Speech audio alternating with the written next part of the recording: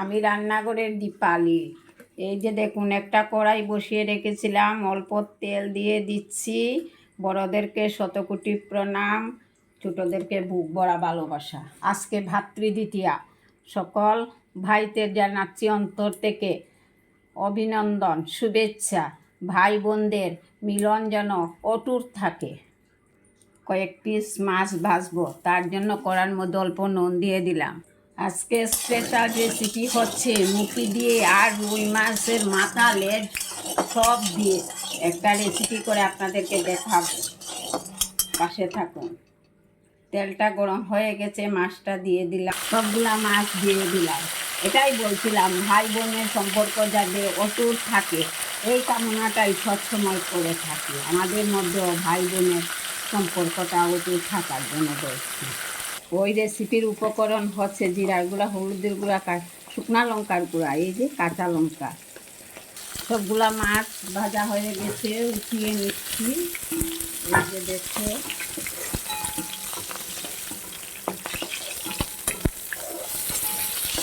উঠিয়ে নিলাম। বেঁচে যাওয়া তেলের মধ্যে গোটা কয়েকটা বেটি দিয়ে দিলাম।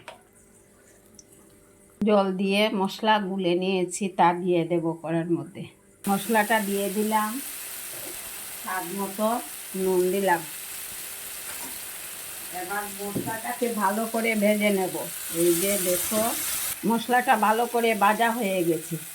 মুখি বাদ দি, খুব সুন্দর করে মুখিটা ভালো করে ভেজে নিয়েছি। এবার ঝুল দিয়ে দেব। এই যে ঝুলটা দিয়ে দিলাম, ঝুলটা দিয়ে দিলাম। কেমন হচ্ছে আপনাদের কাছে ভালো লেগে থাকলে আমার পাশে থাকুন। কয়েকটা কাঁচা লঙ্কা চিড়ে রেখেছি, দিয়ে দেব। মাছগুলোও দিয়ে দিচ্ছি। এই যে দেখুন, খুব ভালো লাগে মুখি দিয়ে মাছ দিয়ে রান্না করলে। আপনাদের কাছে কেমন লাগে? আমার কাছে তো খুবই ভালো লাগে। এই যে দেখুন, দেখুন হয়ে আসছে। এবারে ধনিয়া পাতা দিয়ে নামিয়ে নেব।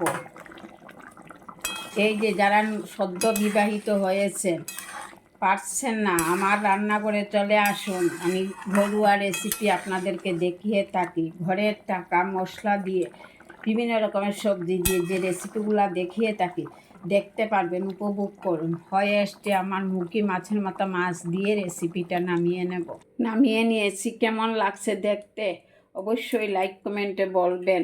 এই যে দেখুন, মোলের মধ্যে নামিয়ে নিলাম।